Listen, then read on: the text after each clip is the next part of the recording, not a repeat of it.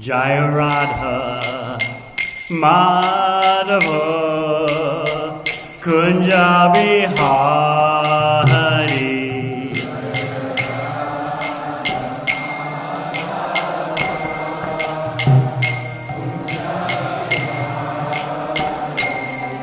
Jai Radha Madhava Kunja Bihari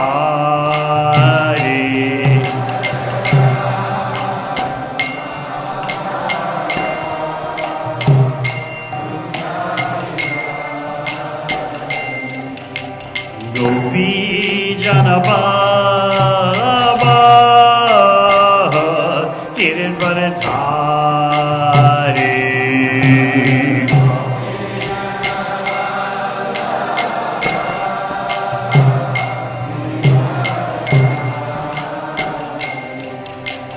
Gopi Janababa Kiran Paratari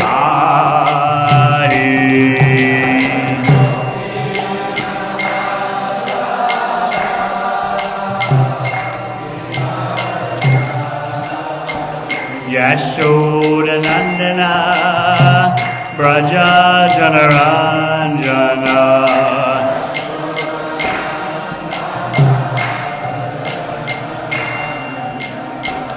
Yashoda Nandana Braja Janaranjana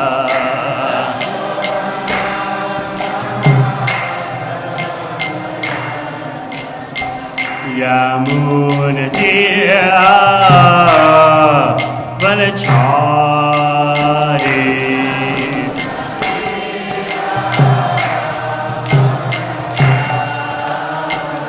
Yamuna Tira Vanachari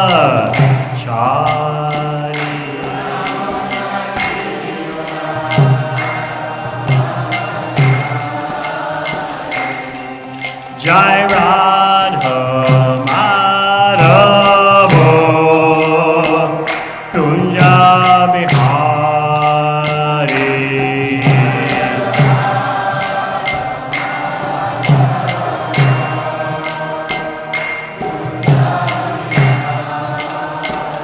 Jai Gopi Janababa Gilbaratari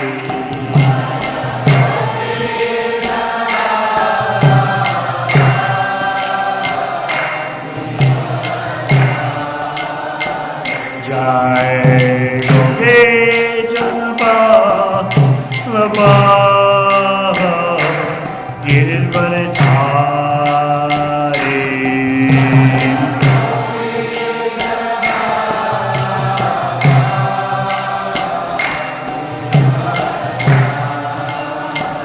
Yashoda Nandana Braja Janaranjana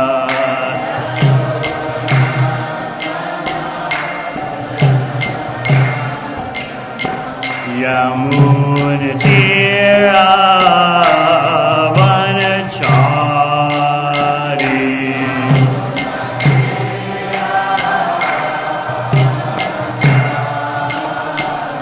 Yamuna Tira Vanachari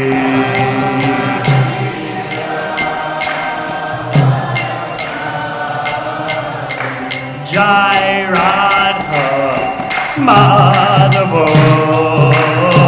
Kunja Bihari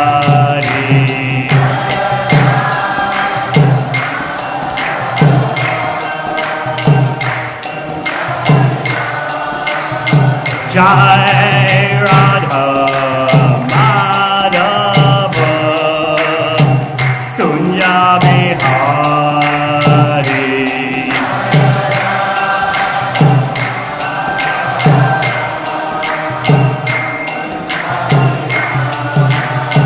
Jai Gopi Janaballabha Kiran Paratari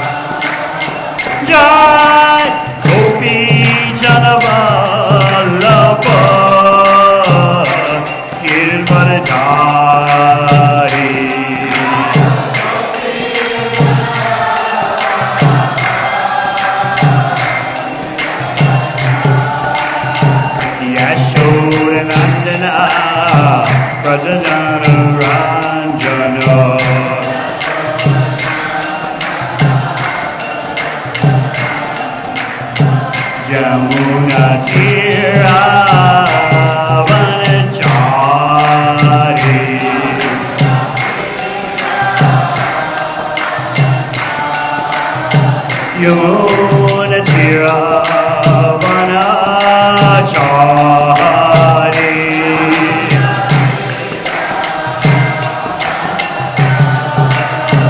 Jai Radha Madhava Kunja Vihari.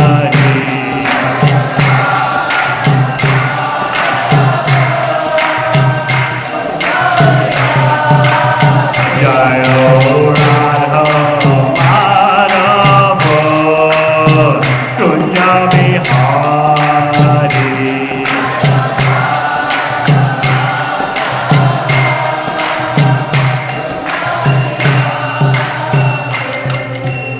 Jai Om Vishwam Sabhadarajaka Jai Sto Desatasi Srimad A.C. Bhakti Vedanta Swami Maharaj Srila Prabhupada Ki Jai Om Vishnavam Sabhadarajaka Jai Astitara Satasi Srimad Bhakti Siddhanta Saraswati Thakur Prabhupada Ki Gaura Premanandi.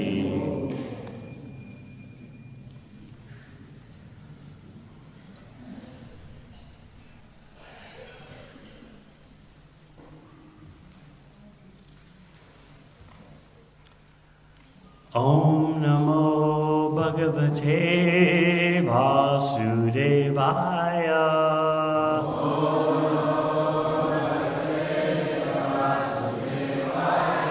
Om Namo Bhagavate Vasudevaya.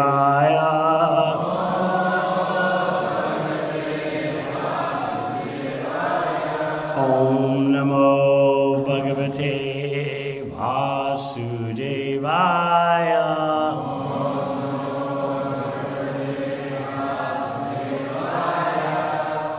Srimad Bhagavatam, 3rd Canto, Chapter 29, Explanation of Devotional Service, Text 17.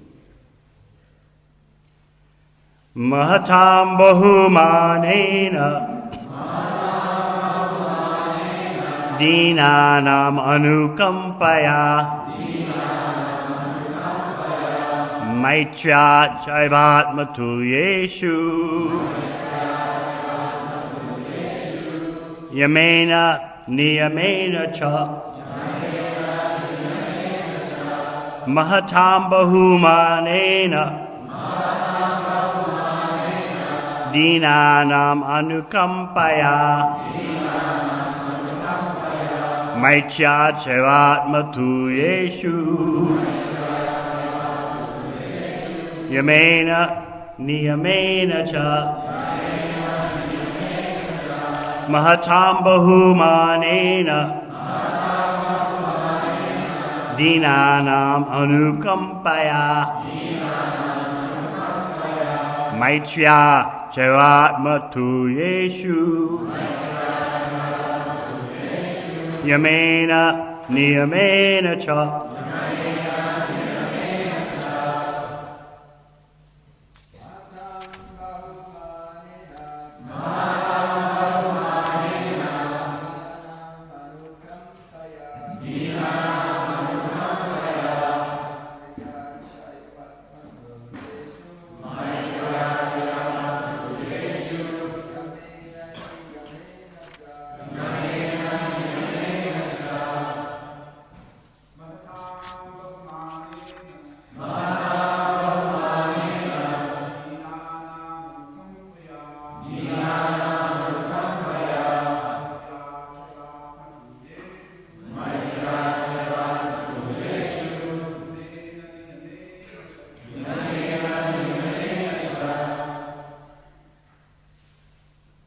Vaishnavis.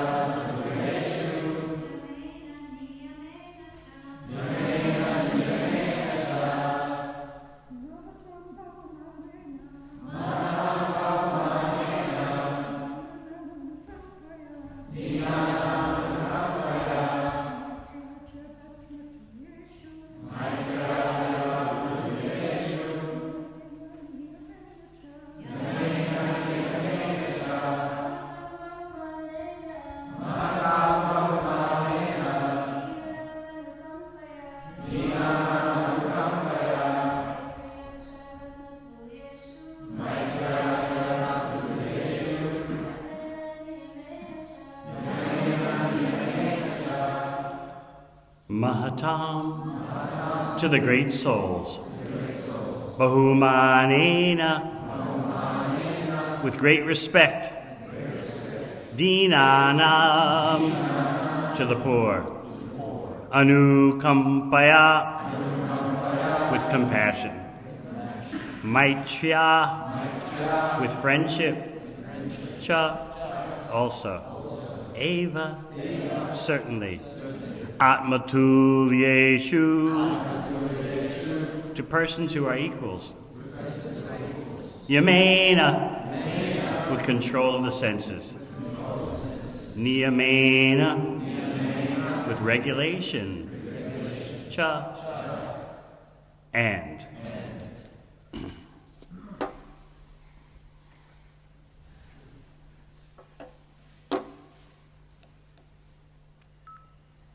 Translation: the pure devotee should execute devotional service by giving the greatest respect to the spiritual master and the acharyas.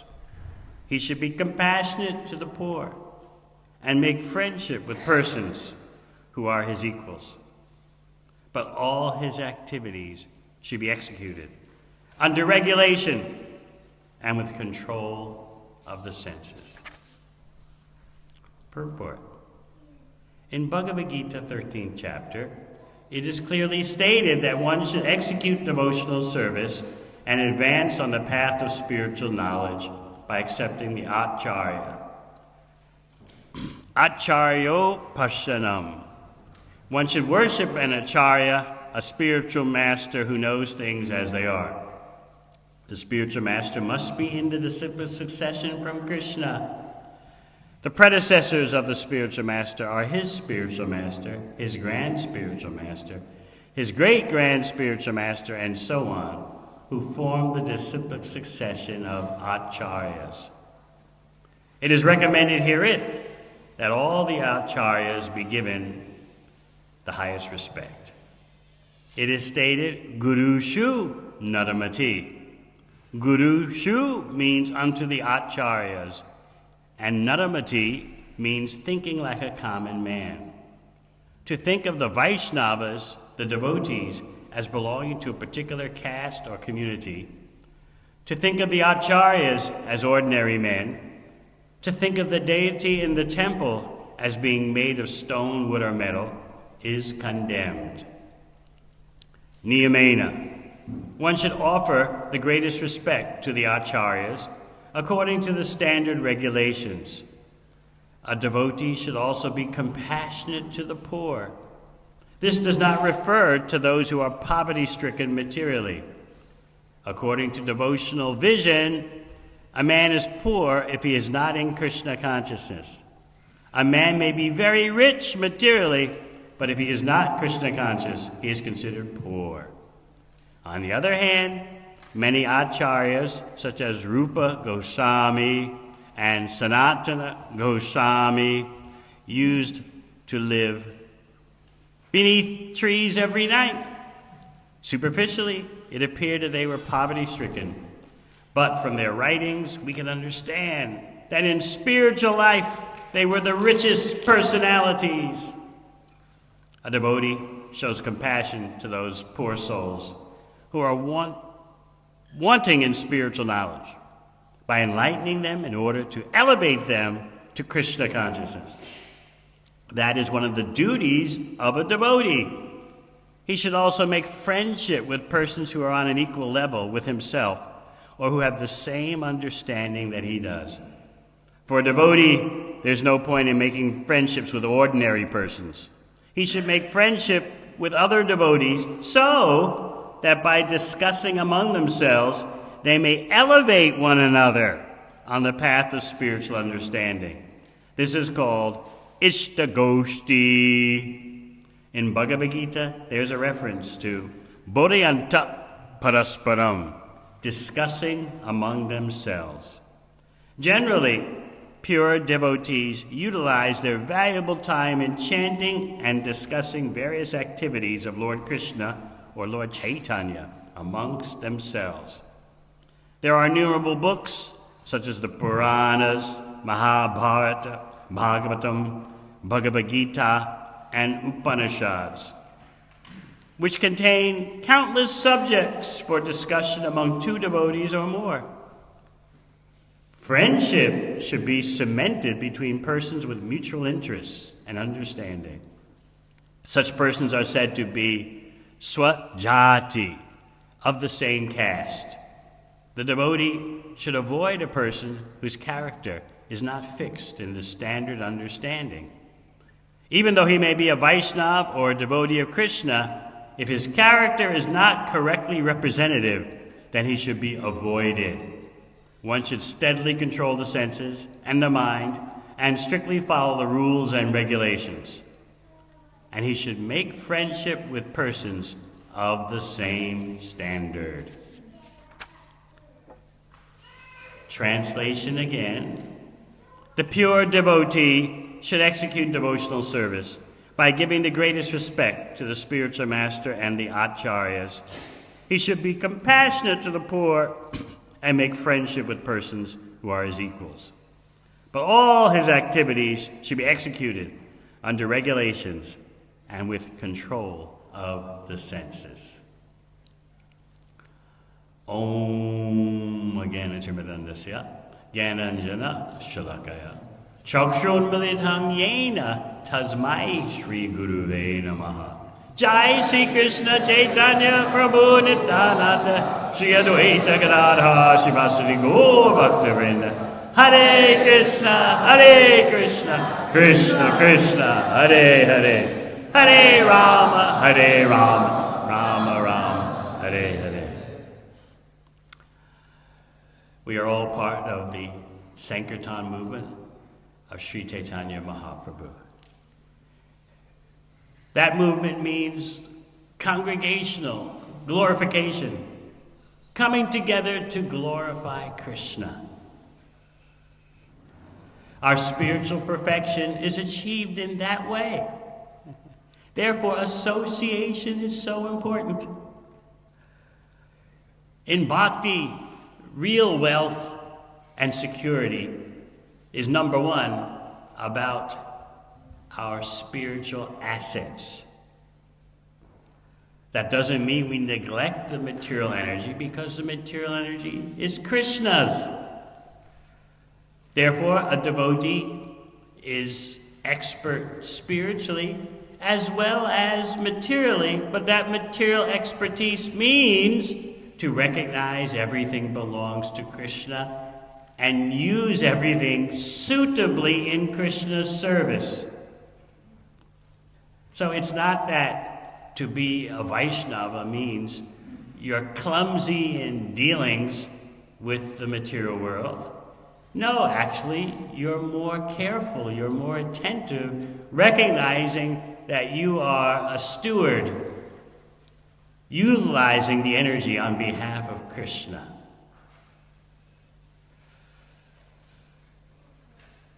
Seeing Krishna in everything means seeing that everything is Krishna's energy.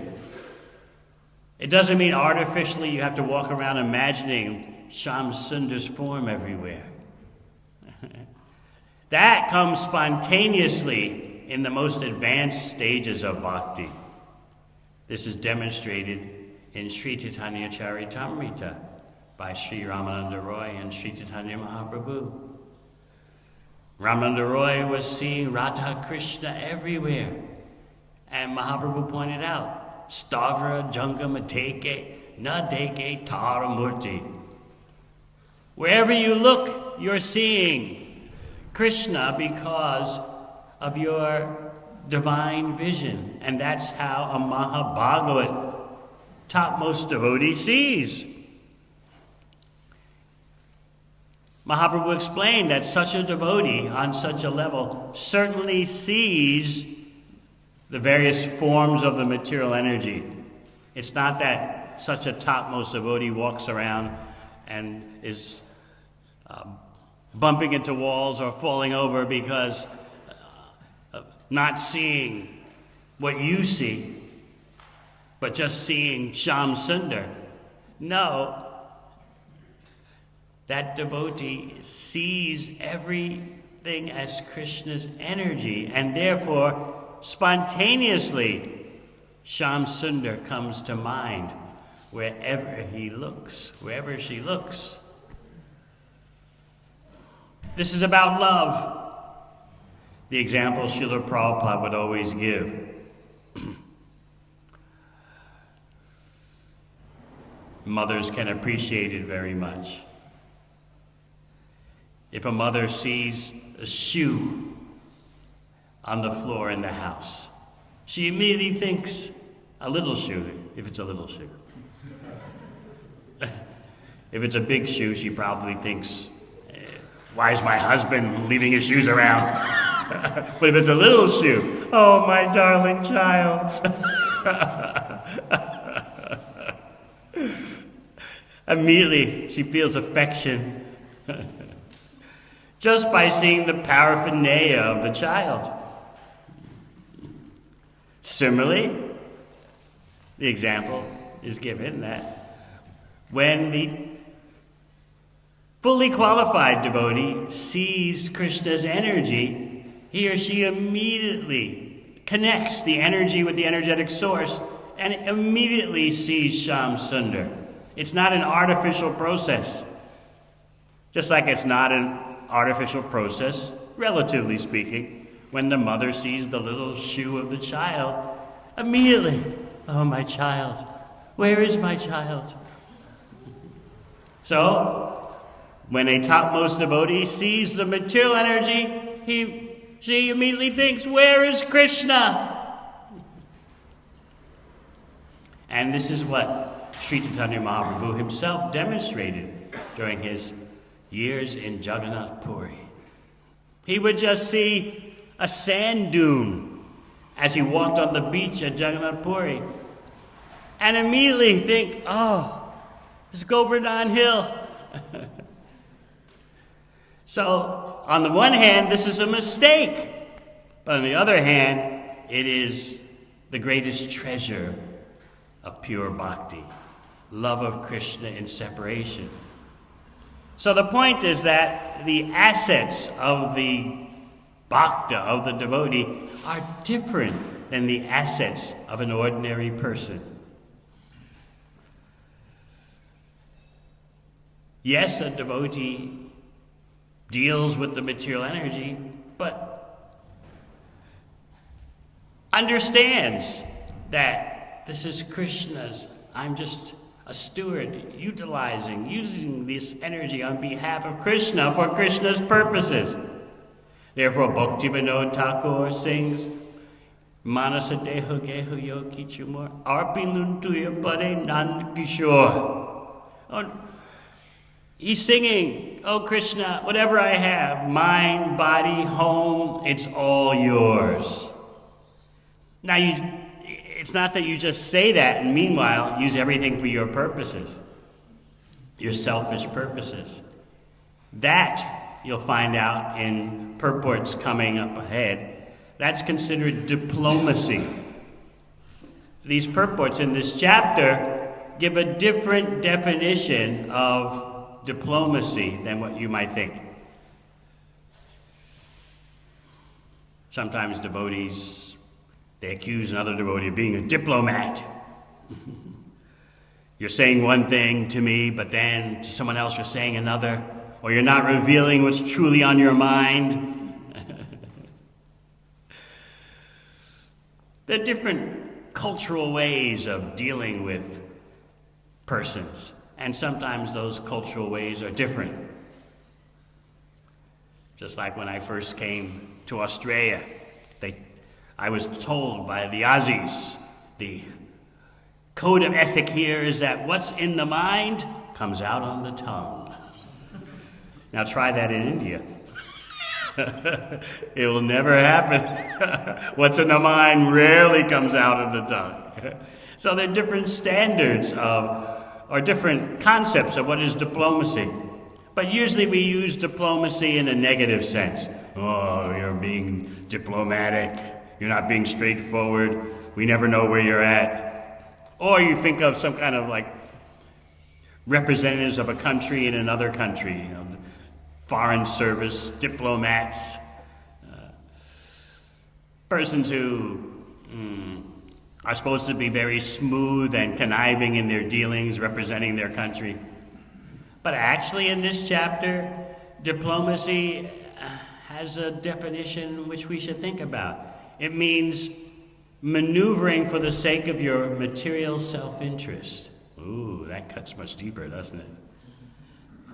Scheming, using your intelligence, manipulating, dealing with others for the sake of your material, personal self-interest. So that is the kind of diplomacy that is condemned in this chapter. So we spoke about a devotee's real assets. Yes, a devotee deals with the material energy carefully because he or she knows the proprietor of that energy. At the same time, the devotee very carefully guards his or her treasure. It is that treasure of bhakti that allows you to see everything in connection with Krishna. So if you lose that treasure, if you jeopardize those assets, everything else becomes meaningless. You can become the most expert materialist in the world, but if you've lost your spiritual assets, what's the use? So we need to keep in mind, what is real wealth? What is real security? As Srila Prabhupada would often say, you can try to be as comfortable as you can in this world, but don't forget what your real mission is. So immediately we start thinking, yeah, try to be as comfortable as I can in this world. Okay, that sounds great. Let's be as comfortable as I can. But you notice that when you absorb yourself in trying to be as comfortable as you can in this world, you can take it too far and forget what is your real purpose in life. So you always have to keep your vision on what is the real asset as you maneuver through material existence.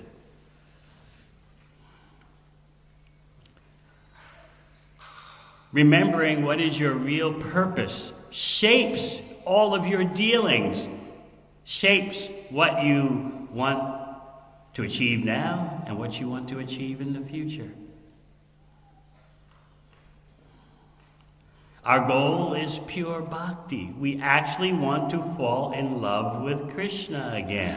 We've forgotten what is the eternal treasure of every living entity. Pure love of Krishna is there in us, but it's dormant. We're sick. We have the disease of material attachment, and we're suffering from that disease. Just like with COVID-19, the question is, who has it?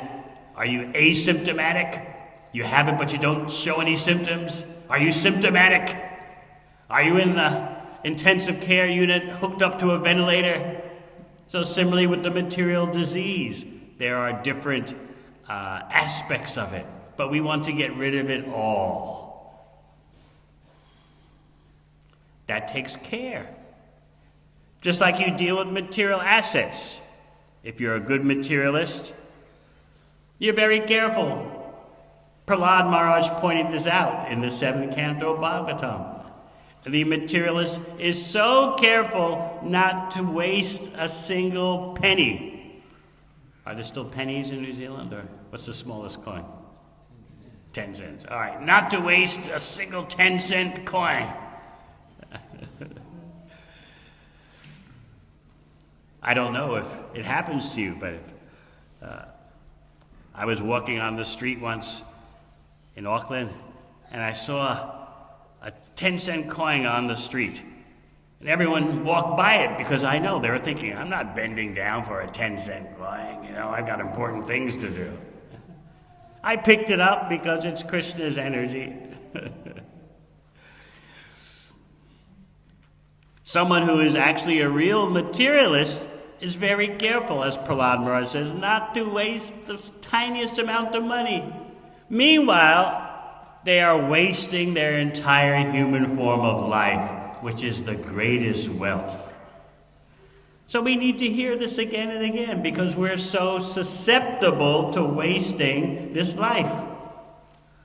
We assume I'll be around for a long time, things will work out. There's a syndrome that's prominent in various places in the developed world. It's called the just world syndrome. Psychologists have a label for everything. So what is the just world syndrome?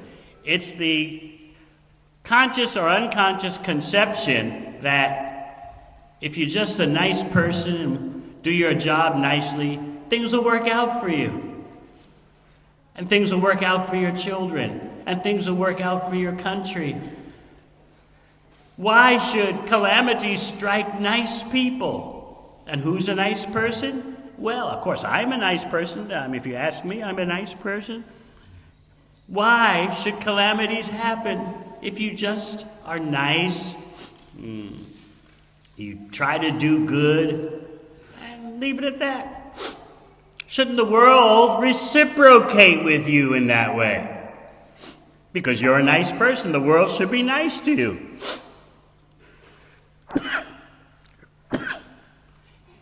What happens?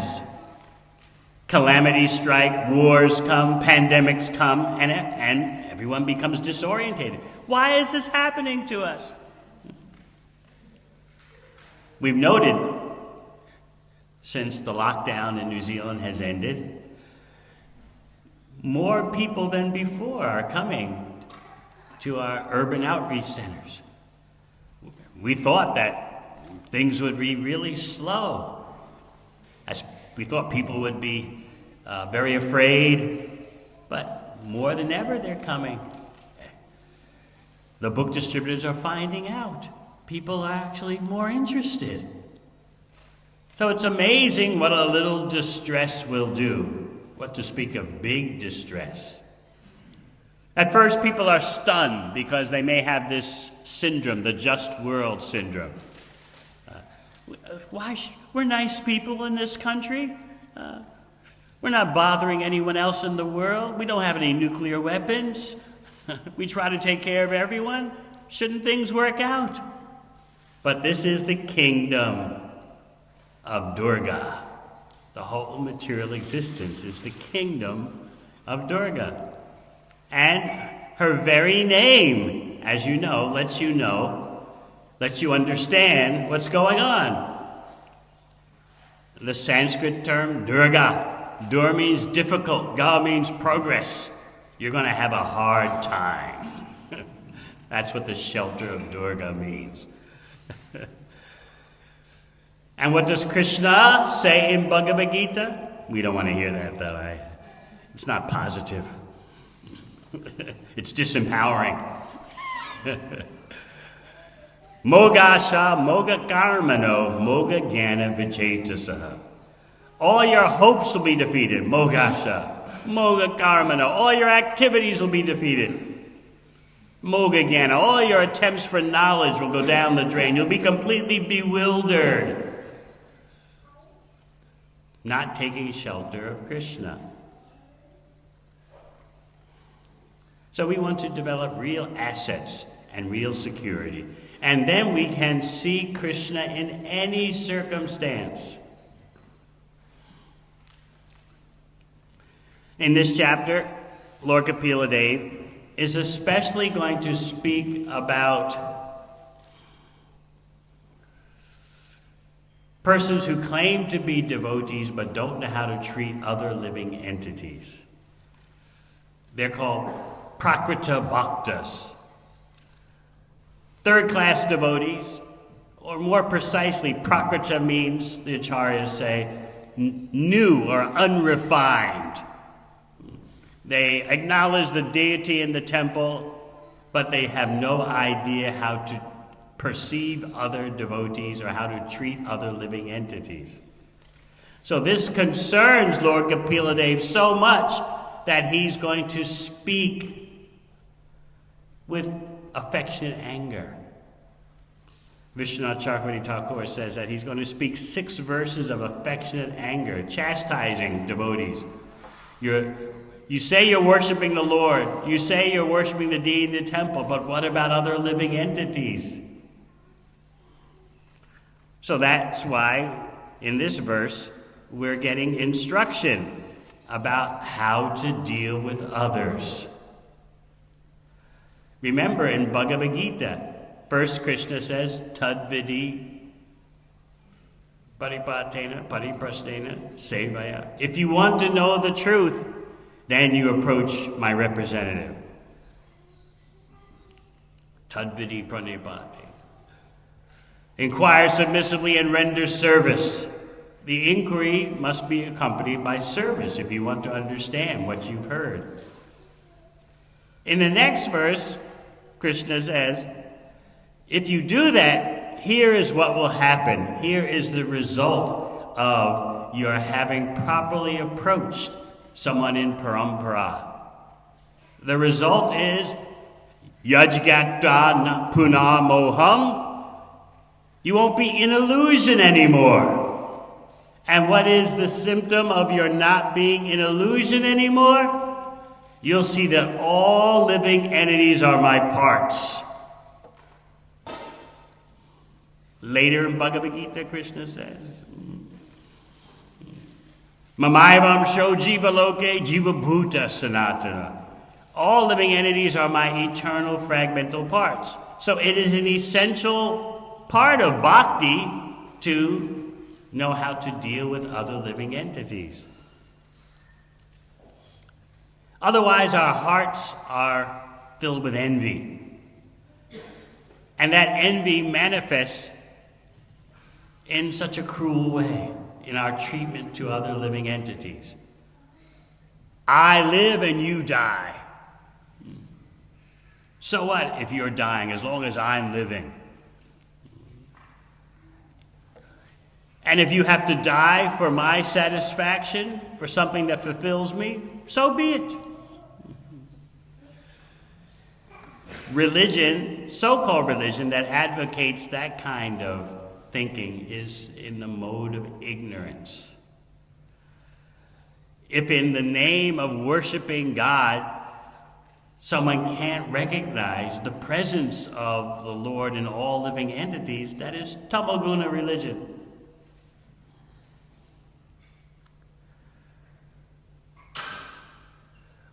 That means not being able to recognize how to deal with other human beings, and also not being able to deal with other species of life. By slaughtering animals, as you know, you become insensitive to dealings with other human beings, but you can't see it. You become callous, merciless.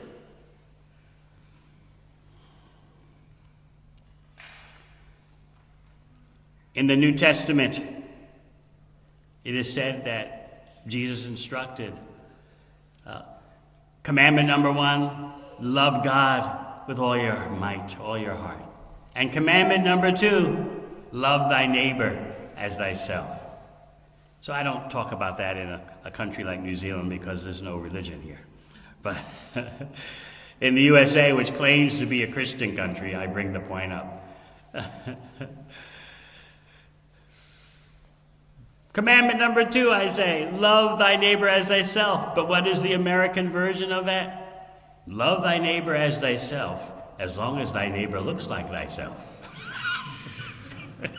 Everyone looks down at the floor like, oh, yeah, that's the way it is. So it's very important, the instruction that Lord Kapila Dev is giving about how to see all living entities as containing the soul and the supersoul. The soul and the supersoul dwell within. Therefore, for 6 verses, Lord Kapila Dev speaks with affectionate anger, condemning those who can't understand that other living entities have the presence of the supersoul there. In this verse, we're getting instruction about how to deal with others. Superiors, you offer service. Equals, you make friendship. And those inferior, you try to help. So this is a very wonderful guideline for our personal dealings. The pure devotee should execute devotional service by giving the greatest respect to the spiritual master and the acharyas. He should be compassionate to the poor and make friendship with persons who are his equals. So making friendship means that discussing Krishna is the center of that relationship. Sooner or later, the relationship has to always come back to the center. What about Krishna's service? What about Krishna's glories? His name, form, qualities, and pastimes. It doesn't mean you can't say to someone, your equal, how are you doing? Oh, Prabhu, don't ask that. Just talk about Krishna. Doesn't mean you neglect another devotee's health. Well, I don't want to ask about your health because, we're just supposed to talk about Krishna. No, what Lord Kapila Dev's instruction means is that everything is Krishna-centered. You're concerned with someone's well-being because they're Krishna's devotee. And because they're Krishna's devotee, sooner or later you end up talking about Krishna and Krishna's service. Well, sometimes devotees struggle to find the balance in their friendships, in their family life. Things become a bit bifurcated. Well, on the one hand, we have our personal discussions, our personal relationships, our chatting, our resonating, our dialoguing, our debating, arbitrating, argy-bargy.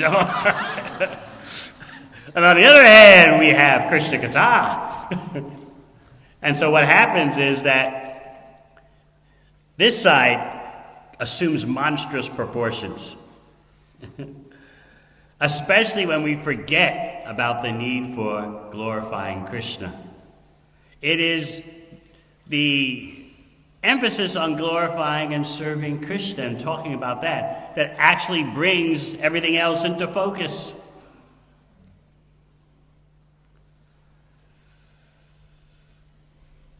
So we should always remember that our treasure is hearing about Krishna, discussing Krishna, and that means discussing Krishna's service. Talking about how to serve Krishna better is not ordinary talk. You can't just neglect Krishna's affairs, whether at your home or at temple or ashram, and say, well, I'm just focusing on Krishna's glories, Prabhu. Don't bother me with that there's a leaky tap and we're wasting a lot of water. That's just mundane. You're disturbing my focus on Shyam Sundar. No. We're always very concerned with how Krishna is being served.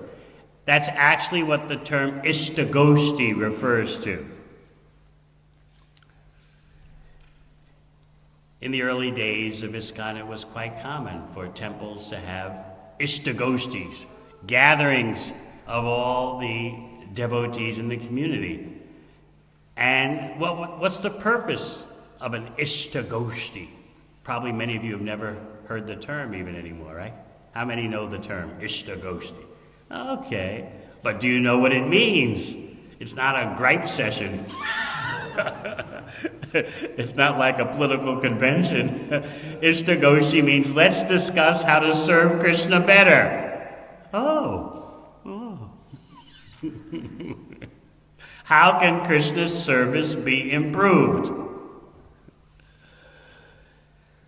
So that is the inner core of all personal relationships. You hear in this purport that friendship should be cemented between persons with mutual interests and understanding. That doesn't mean, well, I like scuba diving, this devotee likes scuba diving, let's get together. No. Mutual interests refer to discussing Krishna. And as you become more advanced, you'll start to see what that is all about at a higher level. Different devotees may have different attachments to the Supreme Personality of Godhead. But in any case, everyone should become attached to relationships based on hearing and chanting about Krishna. Now, what about this negative stuff in the purport? Devotees should avoid a person whose character is not fixed in the standard understanding, even though he may be a Vaishnava or devotee of Krishna. Sounds judgmental, doesn't it? Why would Bhagavatam say that? I mean, different devotees are where they at, they're at different places in their cosmic journey, and who am I to say anything? Who are you to say anything? They're wearing neck beads, they're saying Haribol. Let's leave it at that. Bhakti is a science of lifestyle, and it recognizes that there are potential contaminations that you can pick up. Just like if someone has COVID-19 and you're told not to associate with that person, what would you say? Well, that's being judgmental. I mean, we're all spiritual. We should all just hang out together as close as possible, COVID-19 or not. No, you would be, I appreciate that person, but I don't want the disease. So in that spirit, we have to understand these instructions about avoiding a person who, even though he may be a Vaishnava externally, the character is not up to the standard.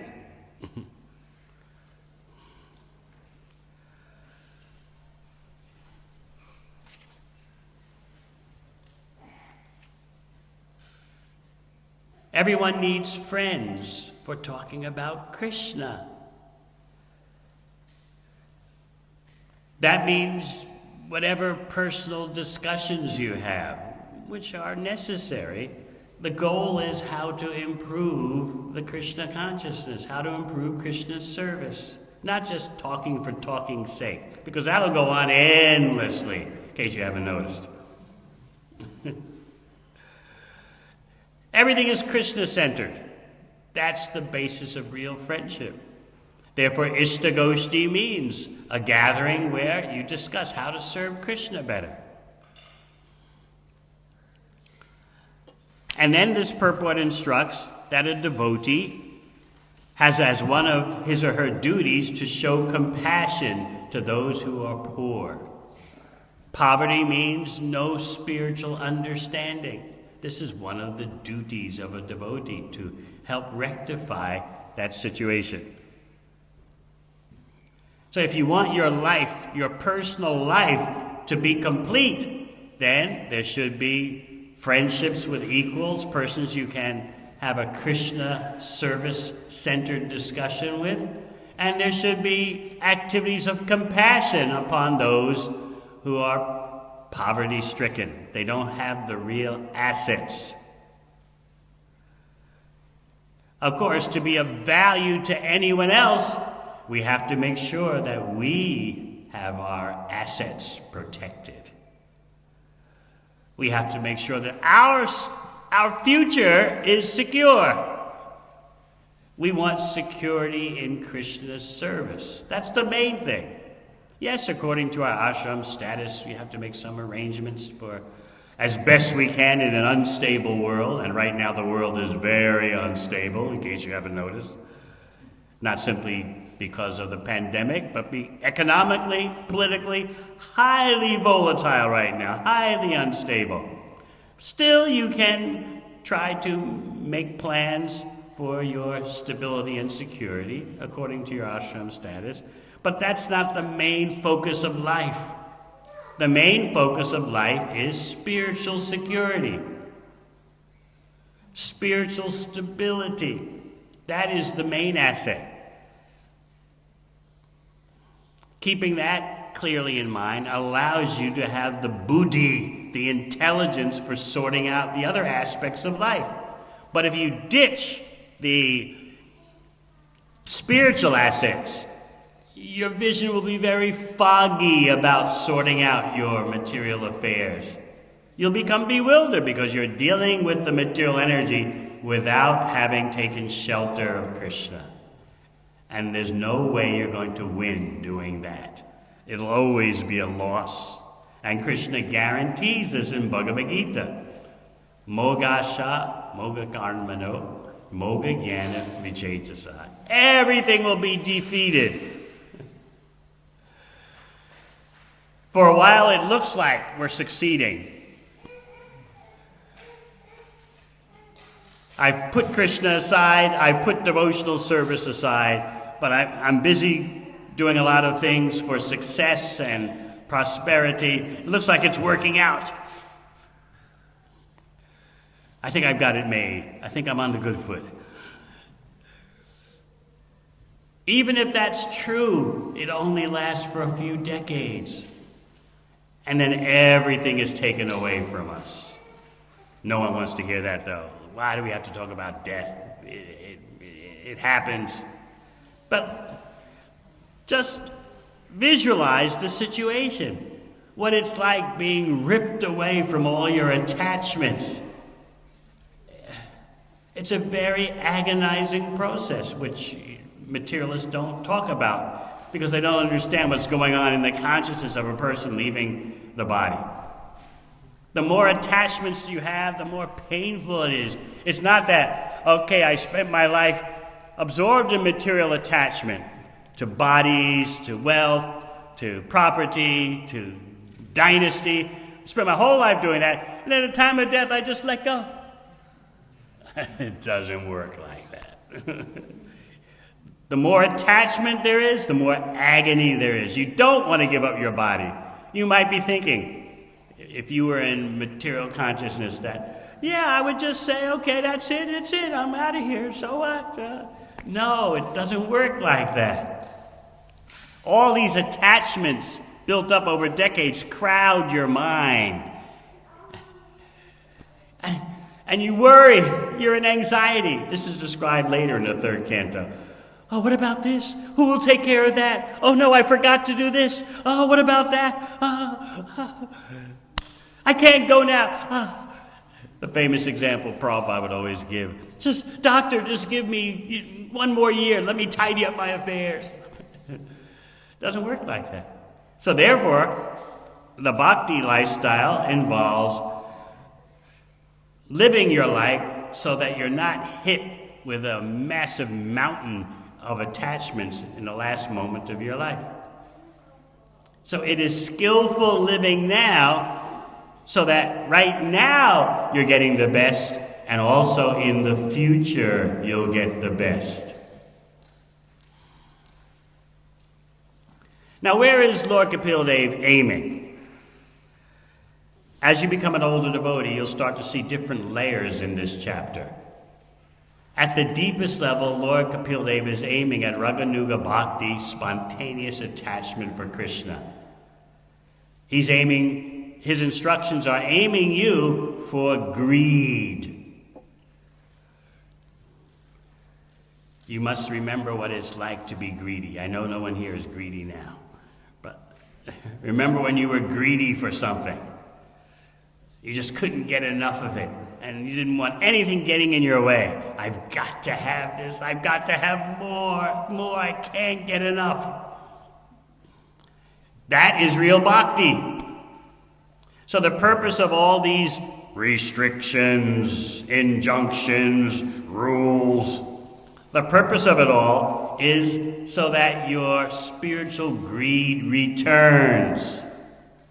Your lobha comes back. And what does Rupa Goswami say about that? Spiritual greed is rare. If you can find it in some marketplace, buy it immediately. But of course you can't find it in the marketplace, but he's saying like that. Wherever you see it, grab it. It is the rarest acquisition. And this is what Lord Kapila Dev is aiming at in this chapter, Explanation of Devotional Service. He wants you to become greedy again for Krishna. And that greed is presented in Bhagavad Gita, chapter 10, Machatama Gataprana Bodhayanta Parasparam. The thoughts of my devotees abide with me. They're always talking about me. They derive great satisfaction and bliss just engaging in conversations about me. That is a greed verse. And this is our aim, to revive our greed for Krishna. So therefore, there are all these proper protocols for interacting with others, how to deal with a superior, how to deal with someone on the equal level, how to deal with those who are downtrodden. All these protocols are not just to harass you and hang you up. They're there to help us revive our greed for Krishna, so that when we hear about Krishna, that's explained in text 19.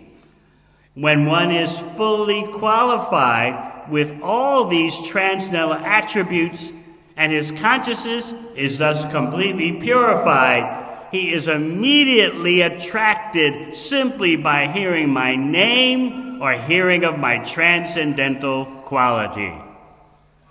Oh, when will that day be ours? Immediately attracted simply by hearing Krishna. Immediately attracted simply by hearing of Krishna's qualities and activities. This is our heart's desire, and this is why we follow the rules and regulations. Not because we love rules and regulations. Sometimes you meet people like that, you know. It's getting less and less common, but sometimes you meet persons who just love rules and regulations for the sake of it. The more rules and regulations, the better. But they have no or scant understanding of what the purpose is.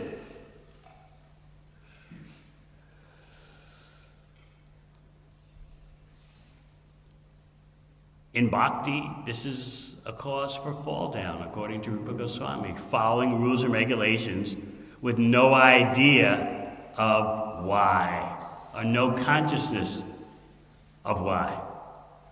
It doesn't mean that you shouldn't follow rules and regulations. It means you lost sight of what the purpose is. And of course, the other extreme is not following rules and regulations. So these are both pitfalls. And Lord Kapila Dev is pointing out clearly, the purpose is that you become immediately attracted to Krishna's name and qualities. It's a accompanying understanding that we have developed bad inclinations and bad behavior, bad mentalities. So we have to get over that. By following the process given by Lord Kapila Dev, you get over that and you become attracted spontaneously to Krishna's name, form, qualities, and pastimes. That is real wealth. When will that be ours? This is what our heart should be crying out. That is real security. That is real stability. That is the asset. So we need friendships with devotees to bring us along on that path toward the real achievement, the reviving of greed for Krishna. And actually, in his commentary on Bhagavad Gita, Srila Vishwanath Chakravarti Thakur points out that a devotee in the sadhana stage derives delight and satisfaction knowing the prema stage is up ahead. So you might think, prema, forget it. No, don't forget it. It is up the road, but don't forget it. We're meant to develop in bhakti. That means bhava, then prema. So the acharyas point out that even in the sadhana stage of bhakti, you're enlivened by knowing that up ahead is prema.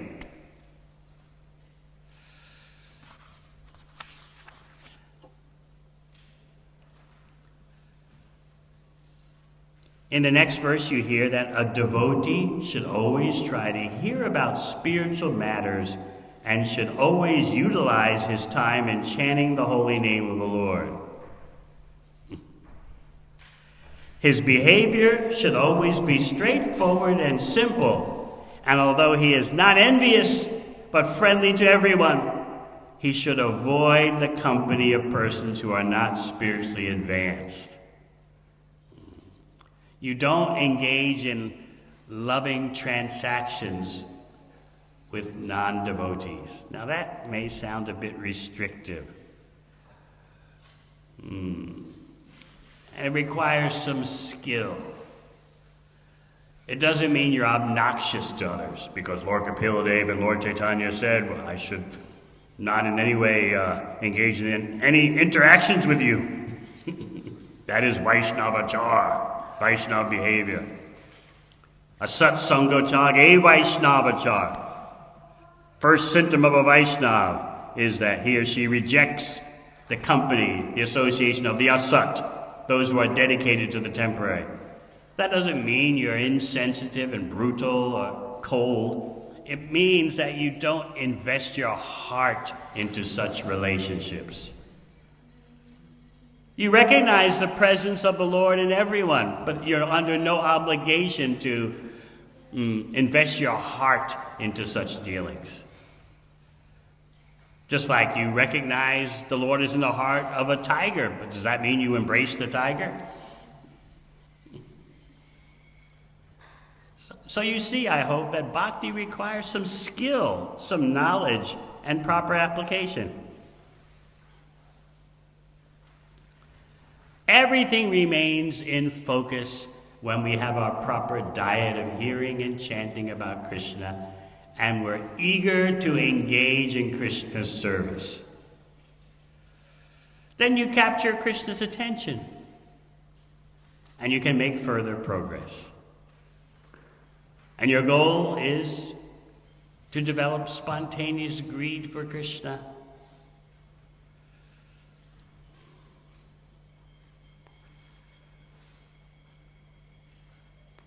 All right, any questions? Yes? What if you have relationships, friendships that you've already invested your heart, and maybe they're going through something, maybe I will go through something up and down in bhakti. So how do you deal with those relationships in the present if they're going through something? How do you deal with other devotees when they're going through a bad spell? Is that it? It's tricky. You don't want to be contaminated. At the same time, if possible, you want to help them. A lot of it has to do with timing. There's a right time to say something and a right time not to say something. You'll find that out as a parent. I find it out all the time as a spiritual parent. When do I say something and when do I just button my lips, you know? It's a real yajna, it's a real austerity. The tendency is to say something immediately. Madhuyamrita, why are you doing this? But then sometimes you just have to wait because the person's not ready to hear it. So you just have to bite your tongue with the hope that in the future the person will listen. It's not that whether you're a biological parent or a spiritual parent, it's not that you can just say what's ever on your mind whenever it comes. Most of the time, I've observed, most of the time, spiritual masters can't say what's on their mind because the disciple is not ready to hear it. You have to wait. Sometimes you have to wait until some difficult situation strikes the person, and then they're, oh, Gurudev, why is this happening? You know the old Bengali proverb about there was a fool who was sitting on the limb of a tree and sawing the limb of the tree that he sat on. And then someone came by and said, "Hey, what are you doing? You're sawing the very limb that you're sitting on. You're going to get hurt. You're going to crash to the ground." And the fool said, "Who are you to tell me anything?" So the fool kept sawing, and of course the limb broke, and the fool fell to the ground, and the person who tried to warn him was still there. And so the fool looks at that person and says, "You must be psychic. How did you know this was going to happen?" So often it's like that. You just can't say. They just, "Jai Gurudev, Jai Guru Maharaj, Hare Krishna," and leave it at that, because they're not ready to hear. So it's a mistake in any kind of parenting to think that the dependent is always ready to hear. I remember discussing a point related to this with my godbrothers.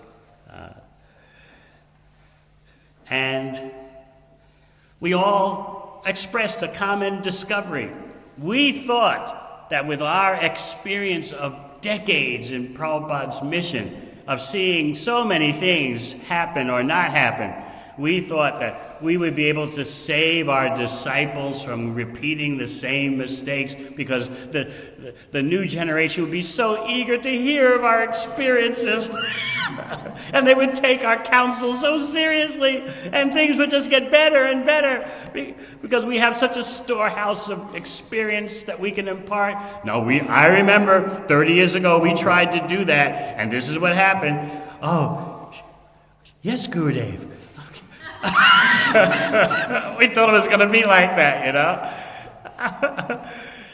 So we took all these disciples thinking they're all going to listen. And I guess it's like someone who has children and thinks, "Oh, I'll have 1 or 2, 3 or 4 or 5 children. They'll all listen to me." And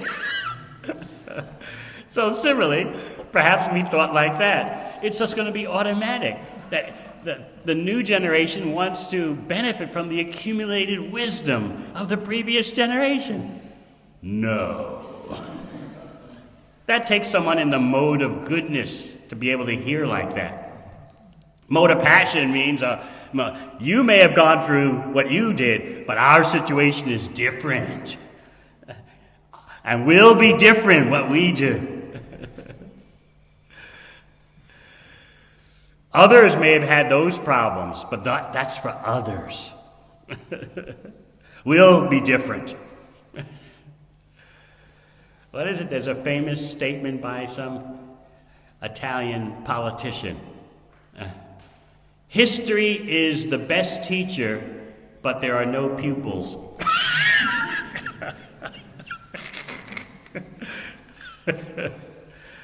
So often you'll find out as a parent or as a spiritual teacher, you can't say everything that's on your mind. You have to wait, hope, and pray. So similarly, with associates who are getting into varying degrees of Maya, you can see it, but you have to be caring and strategic in your approach. And they may not be able to listen. You may have to just bide your time, wait a few moments, even a couple of years, and then after they saw the limb and fall to the ground, "Oh, I remember, Madhuyamrita, you warned me. You must be a fortune teller or an astrologer. How did you know?" That's the way it is. Often they don't even get back to you with any kind of gratitude.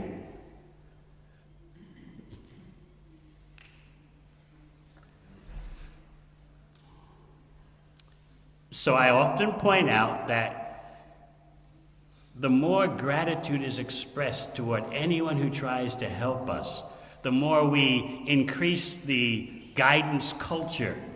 Everyone thrives on gratitude. Now, even if the person you're showing gratitude toward is actually beyond all that, still it's spiritually good for you. Just like when there's a Vyasa Puja ceremony for someone doing the service of initiating group. It's not that, well, I really need to hear all this, so yeah, more offerings. I mean, really kind of gives me good self-esteem. It kind of gives me a purpose in life. More. Another offering. Step right up to the microphone. It's not like that at all.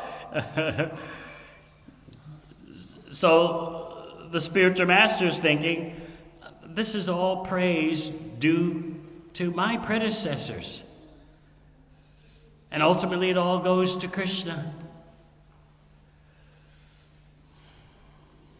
But for the persons making those offerings, they make spiritual advancement. So gratitude in any case is always wonderful to express.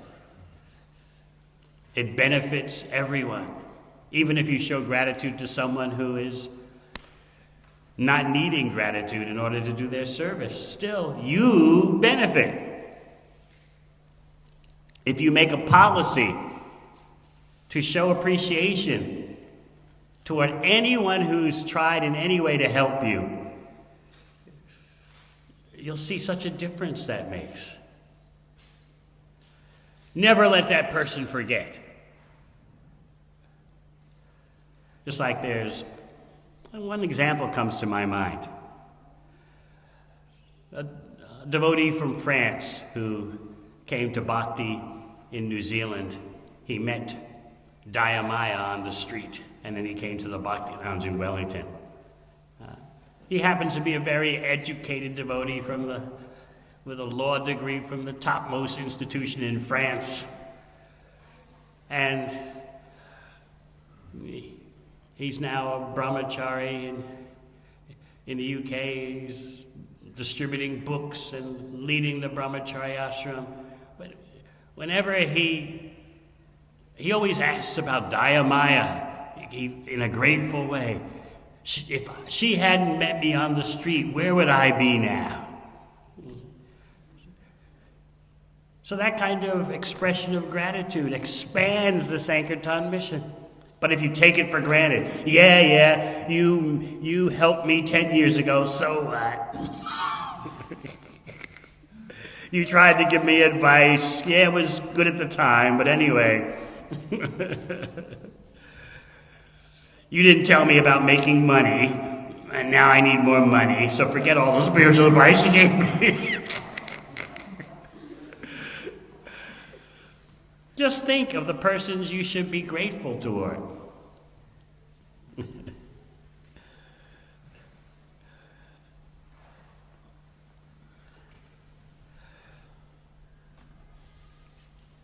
The more gratitude you express, the better it is for you and everyone else. And certainly there are things that you could be grateful for that other devotees have given you. But you have to start thinking about that. I remember one devotee, the only time I've ever seen it in a Vyasa Puja offering, she wrote, "Thank you for that I have such a nice husband." How often do I hear that?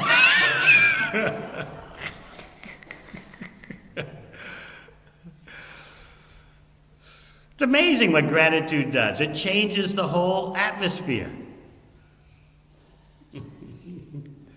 Now, everyone has something to be grateful for. Whether you're in rapture in your home life or not, everyone has something to be grateful for. If you stop looking for that, you'll become a grouch, you'll become cynical and in low consciousness. And how will you enliven everyone, or anyone thinking like that? If you're always focusing on faults, we don't have this, we don't have that. Where's the money? Where's the big house? Where's this? Where's that? What's your value anyway? What have you ever done for me?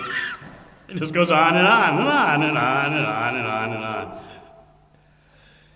So it's a great Vaishnava practice. It's not positive psychology. It is the symptom of a devotee to express gratitude. That's part of friendliness. It's also part of respecting and worshiping a superior.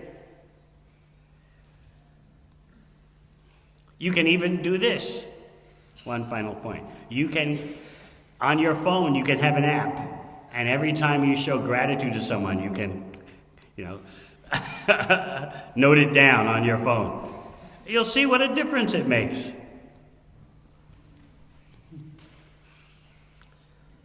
So what Lord Kapila Dev is instructing in this chapter is all about the goal of becoming greedy for Krishna.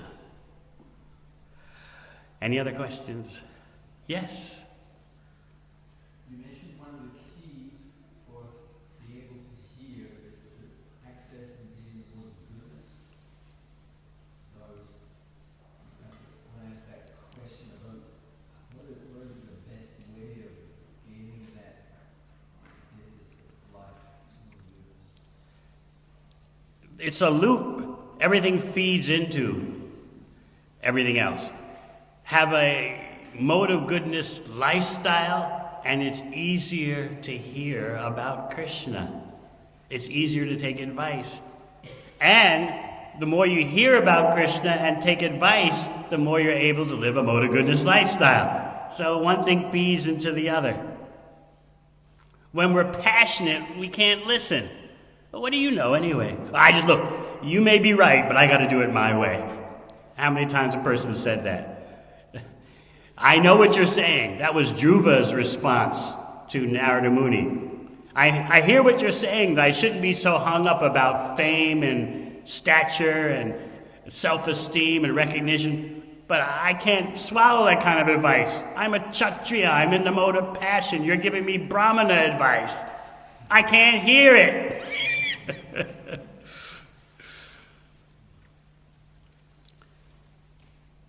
So much of bhakti is about lifestyle, about focusing on the real assets in life.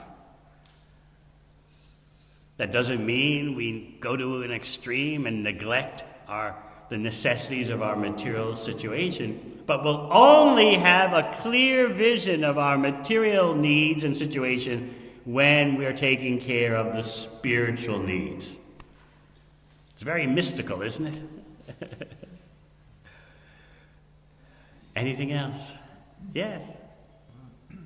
How relevant or what does it mean when Prabhupada says friendship should be of people of the same caste? I explained that. He's reading from the purport.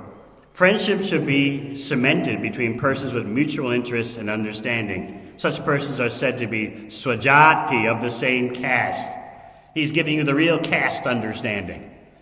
Not caste by birth, but caste formed by persons who have the same spiritual interests.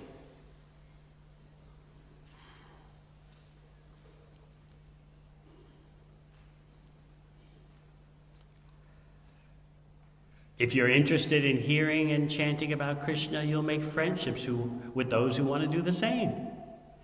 If you're interested in distributing Krishna's glories, you'll make friendships with those who want to do the same.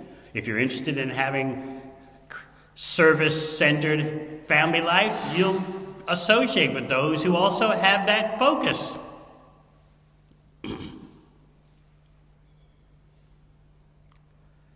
Anything else?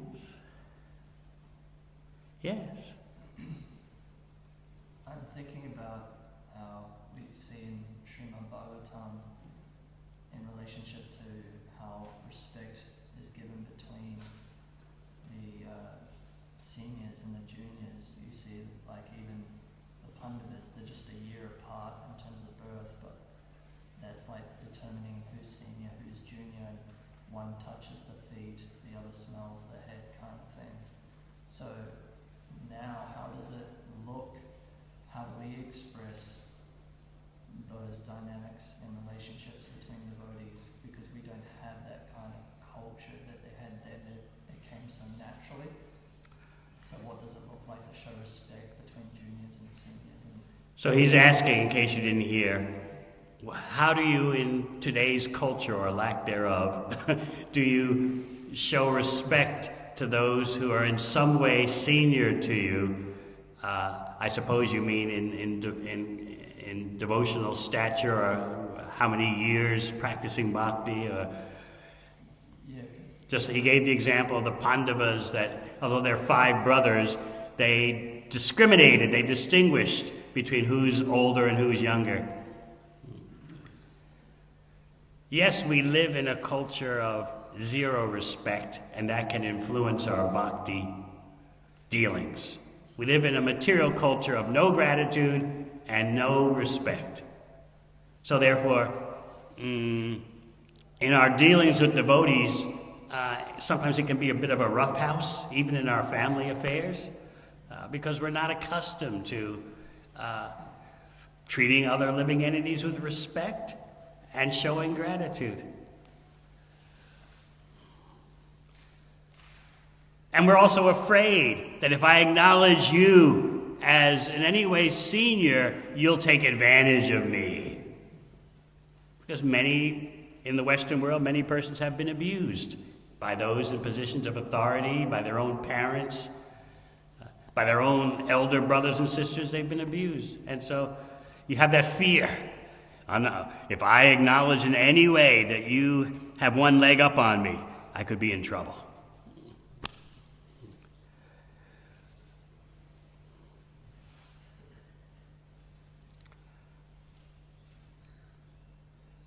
And it's true that if you just base everything on extremes of, well, I started chanting Hare Krishna 1 year before you did, therefore. Because actually a real Vaishnava is not hungry for respect. If someone has responsibility for ordering Krishna's service, for organizing Krishna's service, you respect that. It doesn't mean you think the person is materially infallible. But respect is given in Lord Chaitanya's Sankirtan mission to those who are taking a position of responsibility for Krishna's pleasure. As you become more purified, you'll notice the subtle ways of acknowledging seniority.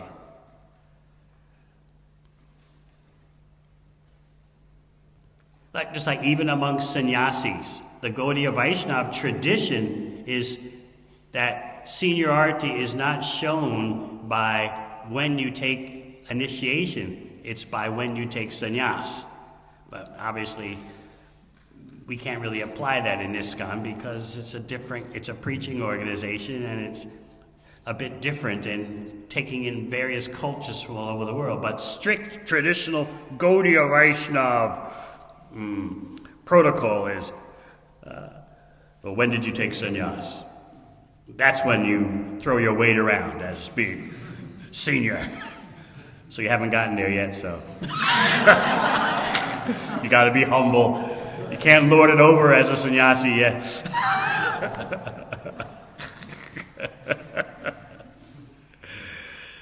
Can't get all the maha. But as I pointed out last week, when you're at that stage where everyone wants to bring you all the maha, you can't eat it. It's too much sugar. You're on a restricted diet. Where's my enjoyment?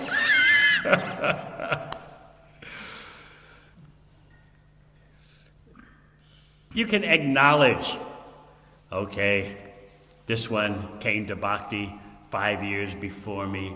But as the years go by, the 5-year difference becomes less and less important. In fact, as you become an older devotee, you actually start respecting everyone without drilling down into those details.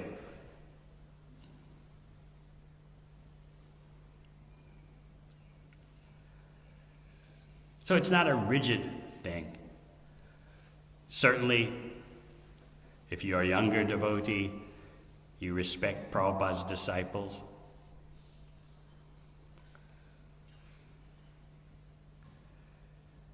But I think the best answer is that we work on respecting everyone, while especially acknowledging devotees who are clearly senior in stature. But that doesn't mean you expect them to be materially infallible, and you may have disagreements with them about how to best serve Krishna. Not that because I came to Bhakti 5 years before you did, you accept my plan for the management. You may have a different vision, and then you can respectfully say that. I respectfully disagree. Okay? Got it? Anything on this side? Yes. Guru, I was just wondering, you mentioned about not investing in the heart with those who are non-devotees. So I was thinking that in our cultivation efforts, with people who are very newly coming along, if we don't invest our heart, then... That's different. How can you preach without heart? How can you cultivate and care without a heart? But that's Krishna's business. You put your heart into Krishna's business. You're not just associating with non-devotees just for the sake of it, you know. Now let's talk. Let's go to a cafe somewhere and just chat. You're not doing that. I hope. No, you're nurturing others for Krishna's pleasure. You're being friendly with them for Krishna's purposes. That's different. And of course, your heart is invested because you care. They are potential devotees.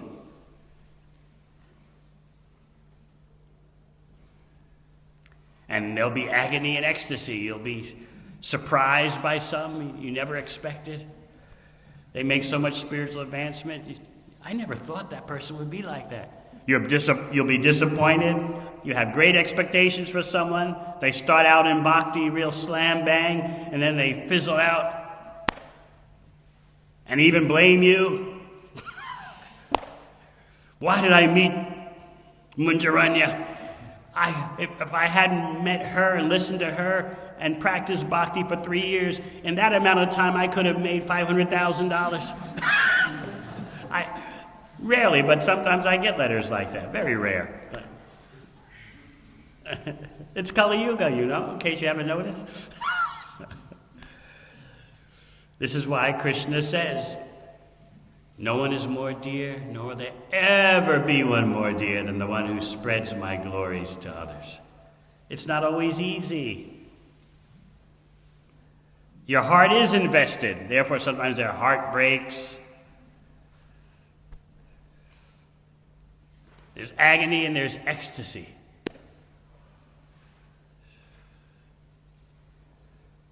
It's the most exciting adventure, carrying out the mission of Lord Chaitanya. And you get the biggest salary. You become the most highly paid person.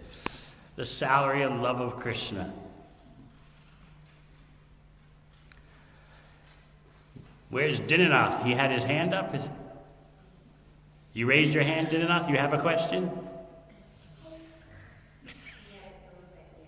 Huh? Okay. Anyone else over here? Yes. Similarly, when you invest your heart in devotees, which is what we're supposed to be doing, I know that devotee relationships are the most sweetest thing, and that we want to cultivate that more and more. And if there's some misunderstanding or a difference in how we serve Krishna, and we respectfully deal with that, we offer our service to devotees when there's a misunderstanding.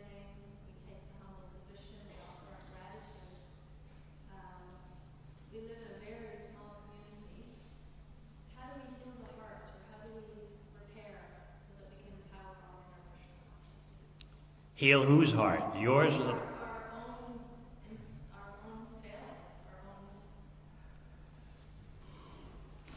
You try to make amends, it may take some time. Be in it for the medium and long range. Not that, well, I tried to express to that person, look, we had a misunderstanding, and the other person didn't understand my presentation, so that's it. I've done my part. You can't do that in a marriage, right? Or maybe you can. Huh? Maybe you can. No. It's an ongoing process. You can't just file devotees in a file cabinet. Okay, close the drawer. You have to be dedicated to pushing on, trying to resolve things. And it's not always easy, I agree. It's not always easy. You may have to wait 10 years or more. But you don't give up. You're always watching for an opportunity, for a glimmer of light in the cloudy sky. And when you see an opportunity, you go for it. Something you can do for that person that breaks the ice. Something you can do for that person that clears up the fog of the past. You just have to be on your toes and watching. It may take a long time. But you're ready. Last question. You mentioned with your disciples and spiritual children. Why mine? That time is, you have to choose my time when to say something and not to. Does that also apply to some of your very long-standing disciples, like Kapila or Varshana, because of their... Why are you asking about particular persons? Why don't you ask about yourself?